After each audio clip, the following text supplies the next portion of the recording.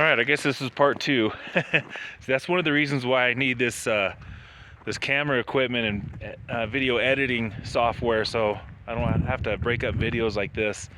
So every time my phone rings, it'll cut my video, and I have to start over and have a part two. So, anyways, like I was saying, if you have trees that you can cut and make it make it easier for goats to be able to climb up. They love to be up high. It's kind of that herd prey situation when you got prey animals that are herd animals.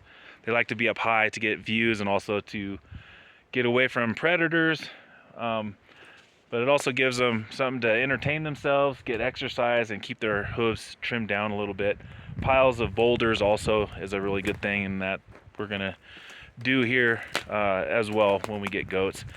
But this whole little grove, this thicket of juniper and pine, this is going to be kind of the backside of the goat pen, and up here where it's cleared off, this will be the front side. This will be where the gates are, and all that stuff. So they'll have a really large pen. I want, the wife wants to do goat milk, so we still need to build a milking parlor and all that stuff. Maybe take some courses, because I've never done that before, but goat milk, goat cheese, butter, that type of thing, all the dairy. Again, food is very expensive, as you guys I'm sure are very aware of, and we want to be able to produce as much as we can here, and that's cheese and butter and all that stuff. Meat is a major aspect of my diet, almost primarily all of that. But here's another big pile of juniper branches. You can just see all over back here, all over this area that we've cleared. I have all these big piles of juniper branches that I need to chip and just kind of till into the ground. So I believe the vast majority of all the trees that I want down this year are down, and the firewood process from it is over there in that big pile that I showed you.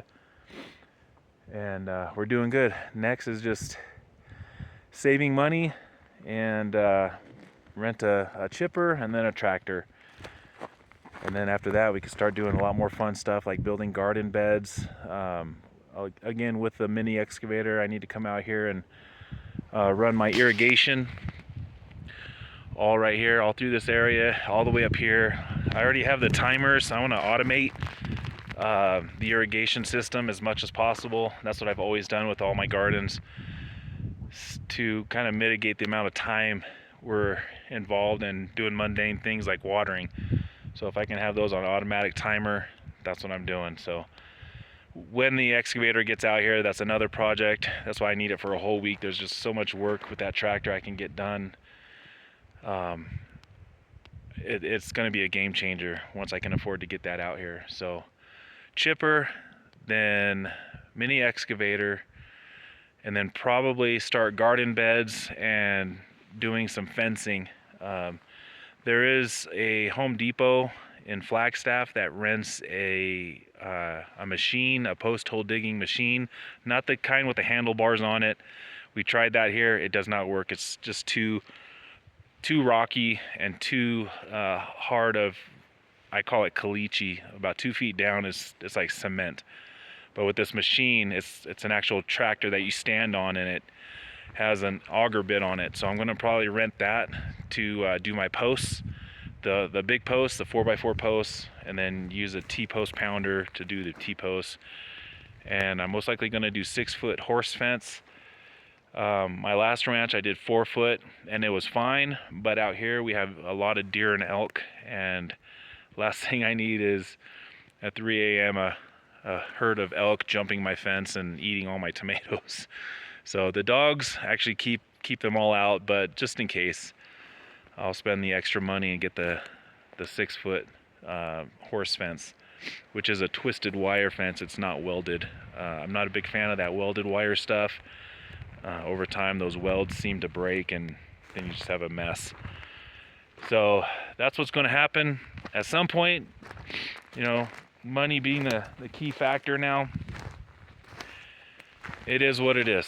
So bills are still getting paid. It's just slow on progressing without a regular big income.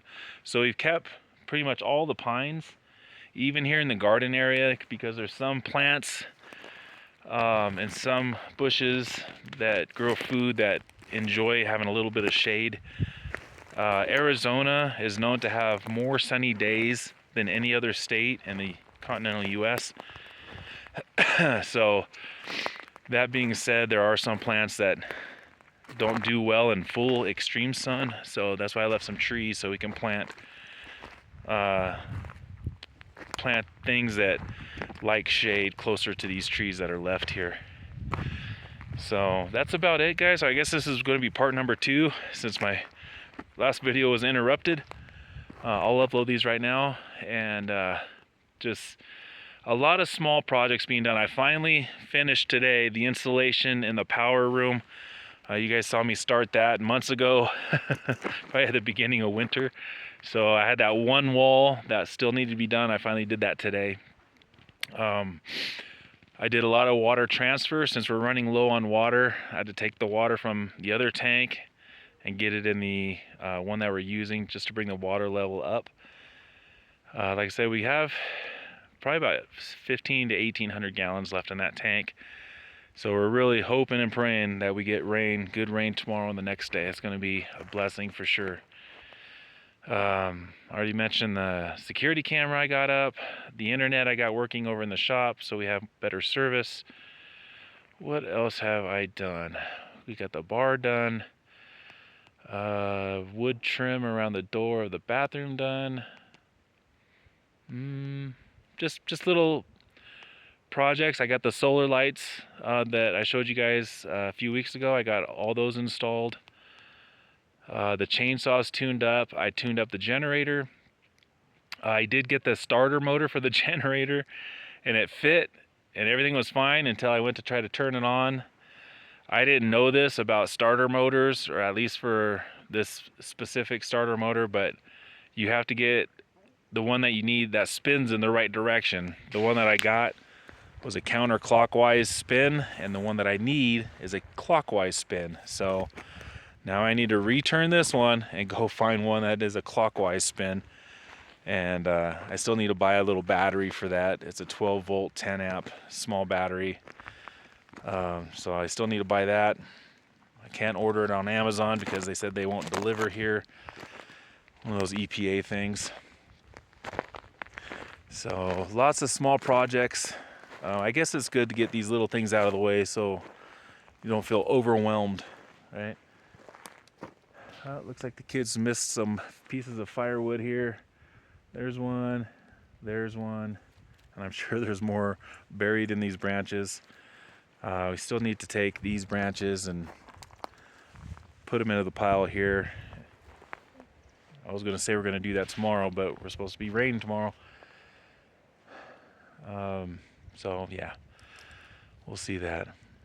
So hopefully you guys caught the short that I put up this morning here on YouTube Shorts, talking about using material off your property to progress your homestead. And one of the things I showed on that video was a big juniper stump that I cut a big section out of. It's about 4 inches thick, about 2 by 2 square, that I used for the bar's countertop. It looks beautiful, guys. I'll show you guys next time I do it inside the cabin video. Turned out beautiful. I trimmed it with ripped down juniper branches. It just turned out really awesome. Here's a tree, it's just standing here. I just noticed this. This tree was struck by lightning. Right there, you can see it's all burnt right there. There's a lot of trees like this on this property and all over this mountain. We're pretty high elevation, 6,500 feet, and we're right next to an extinct volcano, which I'm sure has a lot of metallic minerals in it. So it's kind of a hotbed for lightning strikes around here. And you could tell a lot of these trees have been struck by lightning, have scorch marks, and some of them are straight up exploded. And then when we get the monsoons and some summer storms here, boy, it is wicked. Man, the amount of lightning and rain just pouring down. I kind of wish that would happen right now so we can get all that water. But If we have time in the morning before it rains, we'll move those branches. I got a bunch of firewood to process, you know, splitting. Not too much, maybe a quarter a quarter cord approximately of some dried cut wood that I need to split. We'll get it up into the shop. So it's kind of an overall view of the garden, orchard, more gardens, and animals along that tree line. Just what a nice day. It is cold and breezy. Hopefully the camera's not picking up, or the microphone's not picking up too much of this wind noise. I need to get a good camera that has a microphone with one of those dead cats on it. I was going to cook outside today, but I think it's too cold. I'll just cook inside. We're doing roasted chicken today with some sort of veggies. Anyways, part of my diet. Again, if you guys are interested in the diet that I'm on, if you have any questions about it or any questions regarding homesteading, off-grid life, or living here in the mountains of northern Arizona, put it down in the comments box. I will cut the video for sure now, part 2. And if you haven't done so, please consider subscribing and put this channel on like a play loop so we can build up our hours watched for the YouTube folks to be happy before monetizing this channel. So until the next time, guys, I hope all is well. Thanks for joining me. Prep and thrive, and I'll see you on the next one.